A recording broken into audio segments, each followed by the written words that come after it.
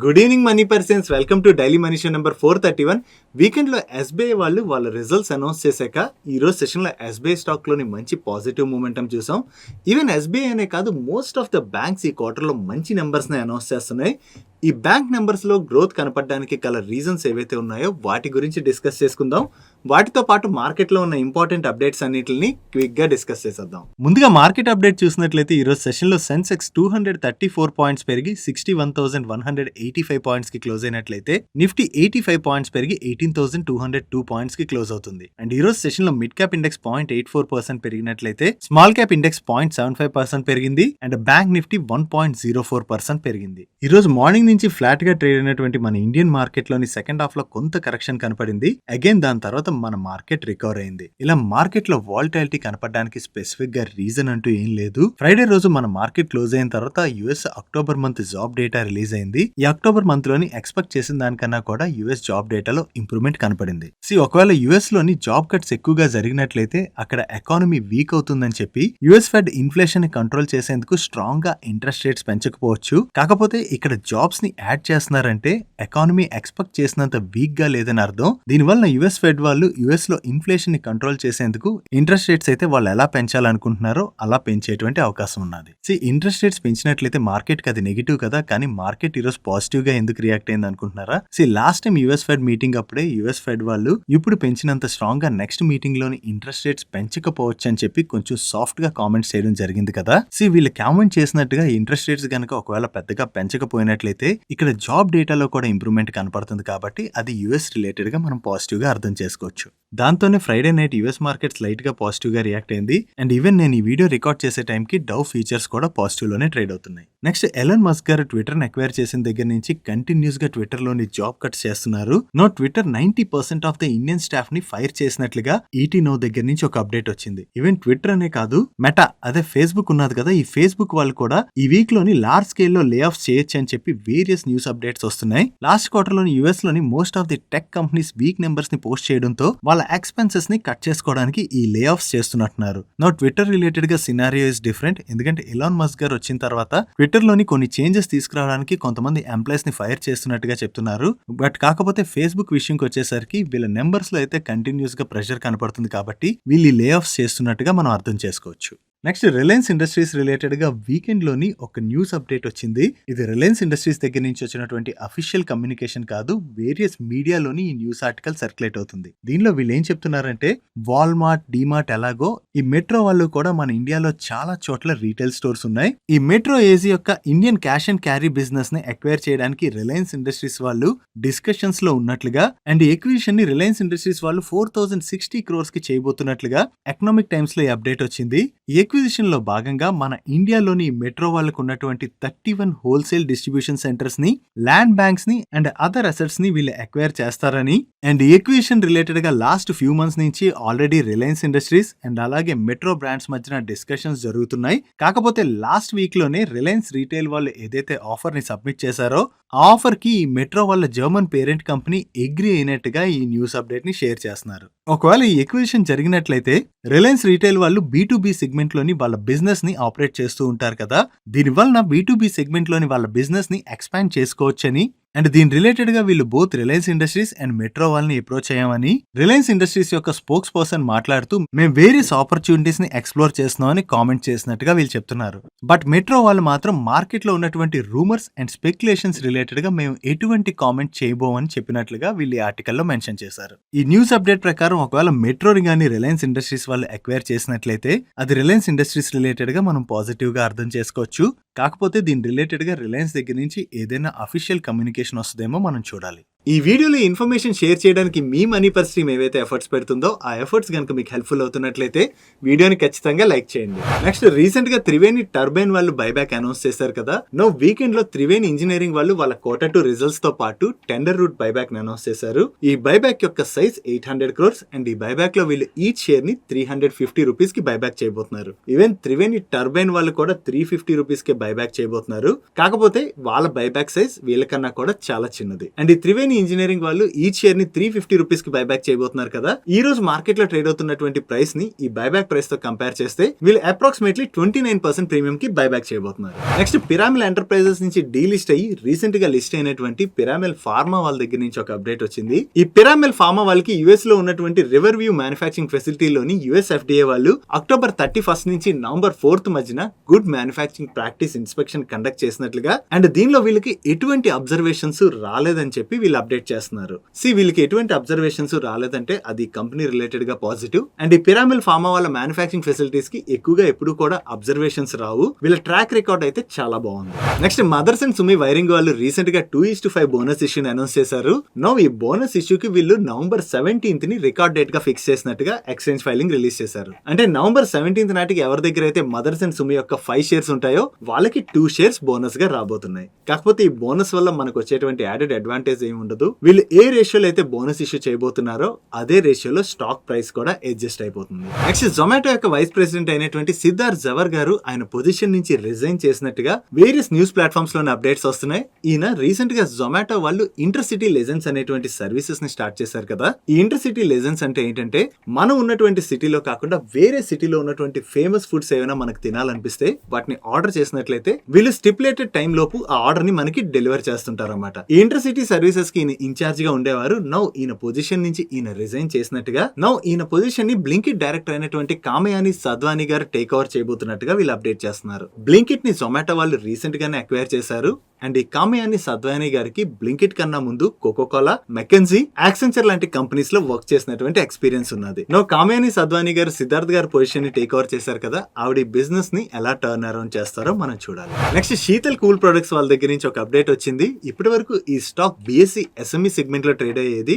No ఈ stock ని BSc SME నుంచి ఎన్ఎస్సి మెయిన్ బోర్డ్ కి మైగ్రేట్ చేయడానికి వీళ్ళకి నేషనల్ స్టాక్ ఎక్స్చేంజ్ దగ్గర నుంచి అప్రూవల్ వచ్చినట్టుగా చెప్తున్నారు. నో ఎన్ఎస్సి మెయిన్ బోర్డ్ కి స్టాక్ మైగ్రేట్ అయినట్లయితే ఎన్ఎస్సిలో జనరల్లీ వాల్యూమ్స్ ఎక్కువగా ట్రేడ్ అవుతుంటాయి కదా. దానివల్ల అది ఈ స్టాక్ రిలేటెడ్ గా మనం పాజిటివ్ గా అర్థం చేసుకోవచ్చు. దీంతో ఈ రోజు సెషన్ లో ఈ Sheetal cool product stock positive గా రియాక్ట్ అయింది. నెక్స్ట్ వీకెండ్ లో ఎస్బీఐ యొక్క రిజల్ట్స్ వచ్చాయి. ఈ రిజల్ట్స్ ఎలా ఉన్నాయి మనం ఇప్పుడు చూద్దాం. వీళ్ళ నెట్ ఇంట్రెస్ట్ ఇన్కమ్ లో ఇయర్ ఆన్ ఇయర్ లో 12.83% అండ్ క్వార్టర్ ఆన్ క్వార్టర్ లో 12.78% గ్రోత్ డెలివర్ చేశారు. అండ్ నెట్ ఇంట్రెస్ట్ మార్జిన్ లో కూడా ఇయర్ ఆన్ ఇయర్ లో చూసినా క్వార్టర్ ఆన్ క్వార్టర్ లో చూసినా మంచి ఇంప్రూవ్మెంట్ కనిపిస్తుంది. అండ్ ప్రాఫిట్ ఆఫ్టర్ ట్యాక్స్ లో ఇయర్ ఆన్ ఇయర్ లో 73.93% గ్రోత్ డెలివర్ చేసినట్లయితే క్వార్టర్ ఆన్ క్వార్టర్ లో 118.59% గ్రోత్ డెలివర్ చేశారు. అండ్ ఇయర్ ఆన్ ఇయర్ లో చూసినా క్వార్టర్ ఆన్ క్వార్టర్ లో చూసినా వీళ్ళ గ్రాస్ అడ్వాన్సెస్ లోను అండ్ డిపాజిట్స్ లోను మంచి గ్రోత్ డెలివర్ చేశారు. అండ్ ఇయర్ ఆన్ ఇయర్ లోను క్వార్టర్ ఆన్ క్వార్టర్ లోను వీళ్ళ గ్రాస్ ఎన్పిఏ లోను అండ్ నెట్ ఎన్పిఏ లో కూడా డ్రాప్ కనిపిస్తుంది, విచ్ ఇస్ గుడ్. కాకపోతే కాసా రేషియోలో మాత్రం ఇయర్ ఆన్ ఇయర్ లో 161 basis points and quarter on quarter లో 70 బేసిస్ పాయింట్స్ డ్రాప్ కనిపిస్తుంది. ఓవరాల్ గా ఎస్బీఐ వాళ్ళు ఈ క్వార్టర్ లో మంచి నెంబర్స్ డెలివర్ చేయడంతో వేరియస్ బ్రోకరేజెస్ ఎస్బీఐ యొక్క టార్గెట్ ప్రైస్ ని రివైజ్ చేయడం జరిగింది. మీరు ఇక్కడ స్క్రీన్ మీద చూడొచ్చు ఏ బ్రోకరేజ్ హౌస్ ఎంతెంత టార్గెట్ ఇచ్చారన్నది. అందరికన్నా ఎక్కువగా ఐసిఐసిఐ సెక్యూరిటీస్ వాళ్ళు ఇక్కడ నుంచి SBI stock 35% up side move అవ్వచ్చు అని మెన్షన్ చేస్తూ ఎస్బీఐ యొక్క టార్గెట్ ప్రైస్ ని 805 రూపీస్ గా ఫిక్స్ చేయడం జరిగింది. అండ్ ఈవెన్ ఈ క్వార్టర్ లో ఎస్బీఐ అనే కాదు వేరియస్ ప్రైవేట్ బ్యాంక్స్ అండ్ అలాగే పిఎస్యు బ్యాంక్స్ కూడా వాళ్ళ నెంబర్స్ లోని మంచి ఇంప్రూవ్మెంట్ చూపెడుతున్నారు. దీనికి రీజన్ ఒకటి మనందరికీ తెలుసు కదా, ఆర్బీఐ ఇంట్రెస్ట్ రేట్స్ కంటిన్యూస్ గా పెంచుతుందని. ఇలా ఇంట్రెస్ట్ రేట్స్ పెంచినట్లయితే అది బ్యాంక్స్ రిలేటెడ్ గా పాజిటివ్. అండ్ దీంతో పాటుగా వేరే సెక్టర్ లో ఉన్నటువంటి వాళ్ళ కంపెనీస్ క్యాపెక్స్ ని పెంచుతున్నాయని, దీని వలన బ్యాంక్స్ కి అది పాజిటివ్ అని చెప్పి మనం బ్యాంక్స్ రిలేటెడ్ గా మన ఛానల్ లో వీడియో చేసాం కదా, ఆ వీడియోలో మాట్లాడుకున్నాం. అండ్ ఏ సెక్టర్ లో క్యాపెక్స్ ఎలా పెరిగిందన్న దాని గురించి మీరు ఇక్కడ స్క్రీన్ మీద చూడొచ్చు. క్వార్టర్ 2 లోని కార్పొరేట్ లోన్స్ 12.6% పెరిగాయని, మెయిన్లీ ఈ గ్రోత్ కారణం infra, renewable and oil sector లోని ఏదైతే క్యాపెక్స్ రివైవల్ జరుగుతుందో దాని వల్ల కార్పొరేట్ లోన్స్ ఇంతలా పెరిగాయని చెప్పి మెన్షన్ చేస్తున్నారు. మన కంట్రీలోని క్యాపెక్స్ బాగా పెరుగుతున్నట్లయితే అన్ని కంపెనీస్ కూడా ఈ క్యాపెక్స్ కి వాళ్ళ ఇంటర్నల్ ఎక్యూరల్స్ ద్వారా అమౌంట్ ని అరేంజ్ చేసుకోరు కదా, కొంతమంది లోన్స్ కి వెళ్తారు. ఇలా లోన్స్ కి వెళ్ళినట్లయితే అది బ్యాంక్స్ కి పాజిటివ్. దాని వల్ల బ్యాంక్ యొక్క నెంబర్స్ లోని మనం గ్రోత్ చూస్తున్నాం. అండ్ అంతేకాకుండా ఇప్పుడు ఇంట్రెస్ట్ రేట్లు కూడా పెరుగుతున్నాయి కదా, దానివల్ల ఎగ్జిస్టింగ్ లోన్స్ ఏవైతే ఉంటాయో వాటి మీద కూడా ఇంట్రెస్ట్ రేట్స్ పెరుగుతాయి. ఈ ఇంట్రెస్ట్ రేట్స్ పెరగడం కూడా బ్యాంక్స్ కి లాభం. దాంతోనే మనం ఈ క్వార్టర్ లో most of the banks numbers లోని మంచి గ్రోత్ చూస్తున్నాం. అండ్ బ్యాంక్ ఆఫ్ బరోడా వాళ్ళు కూడా వాళ్ళ టోటల్ ఇన్కమ్ లోని ఇయర్ ఆన్ ఇయర్ లో చూసినా క్వార్టర్ ఆన్ క్వార్టర్ లో చూసినా మంచి గ్రోత్ డెలివర్ చేశారు. అండ్ వీళ్ళ ప్రాఫిట్ లో కూడా ఈ క్వార్టర్ లో మంచి గ్రోత్ కనిపిస్తుంది. అండ్ ఈ క్వార్టర్ లో వీళ్ళ గ్రాస్ ఎన్పిఏ నెంబర్ లోను అండ్ నెట్ ఎన్పిఏ నెంబర్ లో ఇయర్ ఆన్ ఇయర్ లో చూసినా క్వార్టర్ ఆన్ క్వార్టర్ లో చూసినా డ్రాప్ కనిపిస్తుంది, విచ్ ఇస్ గుడ్. దాంతో పాటు వీళ్ళ net interest income loan and net interest margin లో కూడా మంచి ఇంప్రూవ్మెంట్ కనిపిస్తుంది. సో ఓవరాల్ గా ఈ క్వార్టర్ లో బ్యాంక్ ఆఫ్ బరోడా వాళ్ళు మంచి నెంబర్స్ డెలివర్ చేయడంతో ఈ రోజు మార్నింగ్ నుంచి ఈ స్టాక్ లో మనం పాజిటివ్ మూమెంటం చూస్తున్నాం. నెక్స్ట్ దివిస్ ల్యాబ్స్ వాళ్ళు వాళ్ళ Q2 నెంబర్స్ రిలీజ్ చేశారు. ఈ నెంబర్స్ తర్వాత దివిస్ స్టాక్ లో మనం మ్యాసివ్ ప్రెషర్ చూసాం. ఈ నెంబర్స్ ఎలా ఉన్నాయి మనం ఇప్పుడు చూద్దాం. ఇయర్ ఆన్ ఇయర్ బేసిస్ లో వీళ్ళ ఆపరేటింగ్ రెవెన్యూలోను ఎబిటాలోను అండ్ ప్యాట్ లోను డ్రాప్ కనిపిస్తుంది. And EBITDA margins and PAT margins లో కూడా సిగ్నిఫికెంట్ డ్రాప్ కనిపిస్తుంది. Even quarter on quarter comparison లో కూడా వీళ్ళ ఆపరేటింగ్ రెవెన్యూలో ఎబిటాలో అండ్ ప్యాట్ లోని సిగ్నిఫికెంట్ డ్రాప్ కనిపిస్తుంది. క్వార్టర్ ఆన్ క్వార్టర్ బేసిస్ లో కూడా వీళ్ళ EBITDA margins and PAT margins correct అయ్యాయి. ఓవరాల్ గా దివిస్ వాళ్ళు ఈ క్వార్టర్ లోని వీక్ నెంబర్స్ పోస్ట్ చేశారు. అండ్ దాంతో పాటు వీళ్ళ కాన్ కాల్ లోని వీళ్ళ మేనేజ్మెంట్ మాట్లాడుతూ ఇన్పుట్ కాస్ట్ ప్రెషర్ అయితే కంటిన్యూ అవుతుందని, కాకపోతే ఫర్దర్ గా ఇంప్రూవ్ అవ్వచ్చని వీళ్ళు ఎక్స్పెక్ట్ చేస్తున్నట్టుగా చెప్తున్నారు. అండ్ ఫ్యూచర్ గైడెన్స్ రిలేటెడ్ గా కూడా మేనేజ్మెంట్ దగ్గర నుంచి ఎటువంటి స్పెసిఫిక్ కామెంటరీ రాకపోవడంతో రిజల్ట్స్ వచ్చిన తర్వాత స్టాక్ లో కొంత ప్రెషర్ చూసాం. అండ్ ఈ కాన్ కాల్ తర్వాత స్టాక్ లో మరికొంత ప్రెషర్ కనపడింది. Next coming to Britannia industries numbers. Year on year basis లో వీళ్ళ ఆపరేటింగ్ రెవెన్యూలో 21.41%, ఎబిటాలో 27.47% అండ్ ప్యాట్ లో 28.48% గ్రోత్ డెలివర్ చేశారు. ఎబిటా మార్జిన్స్ లోను అండ్ ప్యాట్ మార్జిన్స్ లోను మనకి మంచి ఇంప్రూవ్మెంట్ కనిపిస్తుంది. Coming to quarter on quarter basis లో వీళ్ళ రెవెన్యూస్ లోని 18.34% గ్రోత్ డెలివర్ చేసినట్లయితే ఎబిటాలో 42% గ్రోత్ డెలివర్ చేశారు. అండ్ ప్యాట్ లో 46% గ్రోత్ డెలివర్ చేశారు. Even quarter on quarter basis లో కూడా వీళ్ళ ఎబిటా మార్జిన్స్ లోను అండ్ ప్యాట్ మార్జిన్స్ లోను మంచి ఇంప్రూవ్మెంట్ కనపడుతుంది. ఓవరాల్ గా ఈ క్వార్టర్ లో బ్రిటానియా ఇండస్ట్రీస్ వాళ్ళు మంచి నెంబర్స్ డెలివర్ చేసేసరికి ఈ రోజు సెషన్ లో బ్రిటానియా ఇండస్ట్రీస్ స్టాక్ లోని మనం మంచి పాజిటివ్ మూమెంటం చూసాం. నెక్స్ట్ ఈ రోజు సెషన్ లో Rategain వాళ్ళు వాళ్ళ Q2 నెంబర్స్ రిలీజ్ చేశారు. వీళ్ళ రెవెన్యూస్ లో ఇయర్ ఆన్ ఇయర్ లో 47 అండ్ క్వార్టర్ ఆన్ క్వార్టర్ లో 4.4% గ్రోత్ డెలివర్ చేసినట్లయితే ఎబిటాలో ఇయర్ ఆన్ ఇయర్ లో 341.7% అండ్ క్వార్టర్ ఆన్ క్వార్టర్ లో 47.5% గ్రోత్ డెలివర్ చేశారు. And last year same quarter వీళ్ళు 1.9 crores లాస్ జనరేట్ చేసినట్లయితే ప్రీవియస్ క్వార్టర్ లో 8.4 crores ప్యాట్ జనరేట్ చేశారు.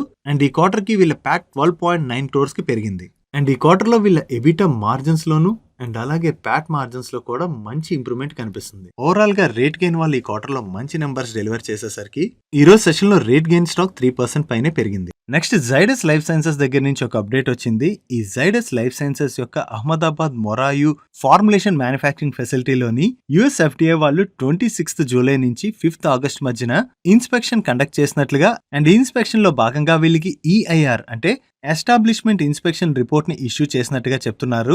అండ్ ఈ రిపోర్ట్ తో పాటు వీళ్ళు 4 అబ్జర్వేషన్స్ ని ఇష్యూ చేసినట్టుగా కూడా వీళ్ళు మెన్షన్ చేస్తున్నారు. యాక్చువల్లీ EIR రిపోర్ట్ రావడం అంటే అది కంపెనీ రిలేటెడ్ గా మనం పాజిటివ్ గా అర్థం చేసుకోవచ్చు.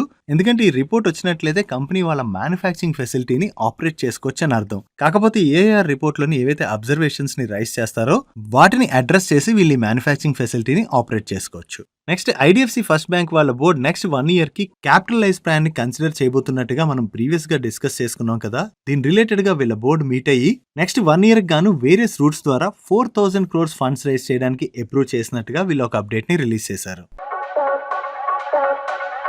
Coming to today's comments corner. ఈ రోజు క్వశ్చన్ ని హరిప్రసాద్ గారు అడుగుతున్నారు. ఆయన ఏమడుగుతున్నారంటే is it good time to invest in RVNL, what is the correct entry price అని అడుగుతున్నారు. హరిప్రసాద్ గారు ఇలాంటి stock buy and sell recommendations అయితే నేను చేయను, కానీ కంపెనీ రిలేటెడ్ గా మనం మాట్లాడుకుందాం. RVNL stock last few days గా కంటిన్యూస్ గా పెరుగుతుండడంతో మీరనే కాదు చాలా మంది దీని రిలేటెడ్ గా క్వశ్చన్ అడుగుతున్నారు. మీకు గుర్తున్నట్లయితే సెప్టెంబర్ లోని రైల్వేస్ రిలేటెడ్ గా మన సెంట్రల్ గవర్నమెంట్ కొన్ని రిఫార్మ్స్ తీసుకురావడానికి ప్రయత్నిస్తున్నట్టుగా న్యూస్ అప్డేట్స్ వచ్చాయి. దానిలో భాగంగా RVNL ని అండ్ ఇర్కాన్ ని మర్జ్ చేయడానికి చూస్తున్నట్టుగా కూడా అప్డేట్ వచ్చింది. కాదు ఆ టైంలో ఈ స్టాక్స్ లో పెద్ద మూమెంటం చూడలేదు, కానీ లాస్ట్ ఫ్యూ డేస్ గా చూసినట్లయితే ఈ RVNL స్టాక్ అనే కాదు most of the railway stocks లోని పాజిటివ్ మూమెంటం చూస్తున్నాం. అండ్ మీరు ఇప్పుడు ఈ మూమెంటం చూసి ఈ క్వశ్చన్ అడుగుతున్నట్టున్నారు, ఈ స్టాక్ లో ఇన్వెస్ట్ చేయొచ్చా అని. మీరు ఇప్పుడు కాదు లాస్ట్ ఫ్యూ ఇయర్స్ గా ఒకసారి ఈ కంపెనీస్ యొక్క ట్రాక్ రికార్డ్స్ ని చూడండి ఎలా ఉన్నాయని. అండ్ అంతేకాదు మనం ఒక కంపెనీలో ఇన్వెస్ట్ చేయాలనుకున్నప్పుడు ఆ కంపెనీ రిలేటెడ్ గా మనకి కన్విక్షన్ ఉండాలి. అసలు వాళ్ళ బిజినెస్ ఎందుకు గ్రో అవుతుంది అనుకుంటున్నాం అండ్ వాళ్ళ మేనేజ్మెంట్ ఎటువంటి డిసిషన్స్ తీసుకుంటుంది, ఇటువంటి డీటెయిల్స్ అన్ని మనకి తెలిసి ఉండాలి. అలా లేకుండా మన ఇన్వెస్ట్మెంట్ డిసిషన్ తీసుకోకూడదు. ఒకవేళ మనకు ఆ కంపెనీ రిలేటెడ్ గా కన్విక్షన్ లేకుండా మూమెంటం బట్టి మన ఇన్వెస్ట్మెంట్ డిసిషన్ తీసుకుంటే అగైన్ స్టాక్ లో పుల్ బ్యాక్ వస్తే మనం ఆ స్టాక్ ఎందుకు పడుతుందని చెప్పి ఆ టైంలో భయపడుతూ ఉంటాం. సో అందుకనే మార్కెట్ లో ఉన్నటువంటి న్యూస్ అండ్ మూమెంటం చూసి మీ ఇన్వెస్ట్మెంట్ డిసిషన్ తీసుకోకండి. ఆ కంపెనీ రిలేటెడ్ గా వర్క్ చేయడానికి ట్రై చేసి మీకు కన్విక్షన్ వచ్చిన తర్వాతే మీరు ఇన్వెస్ట్ చేయడం అన్నది బెటర్. అండ్ మీలో కూడా ఎవరికైనా ఏమైనా క్వశ్చన్స్ ఉన్నట్లయితే కింద కామెంట్ సెక్షన్ లో కామెంట్ చేయండి. మన నెక్స్ట్ డైలీ మనీ షోస్ లో పిక్ చేసి ఆన్సర్ చేయడానికి ట్రై చేస్తాను. That's it for today's daily money show guys. ఈ రోజు డైలీ మనీ షోలో నేను షేర్ చేసిన ఇన్ఫర్మేషన్ మీకు నచ్చినట్లయితే ఈ వీడియోని లైక్ చేయండి. అండ్ ఈ video me friends and family members helpful అవుతుందంటే ఈ వీడియోని వాళ్ళకి షేర్ చేయండి. అండ్ మీరు ఇదే ఫస్ట్ టైం మన మనీ పర్ ఛానల్ వచ్చి ఛానల్ సబ్స్క్రైబ్ చేయలేనట్లయితే ఇటువంటి మరిన్ని ఇంట్రెస్టింగ్ వీడియోస్ కోసం ఇక్కడ ఉన్న లోగో మీద క్లిక్ చేసి ఛానల్ సబ్స్క్రైబ్ చేస్తూ పక్కన ఉన్న బెల్ ఐకాన్ లో ఆల్ నోటిఫికేషన్స్ యాక్టివేట్ చేసుకోండి. నేను చంద్రశేఖర్ పత్రి మరొక ఇంట్రెస్టింగ్ వీడియోతో కలుద్దాం. Good night.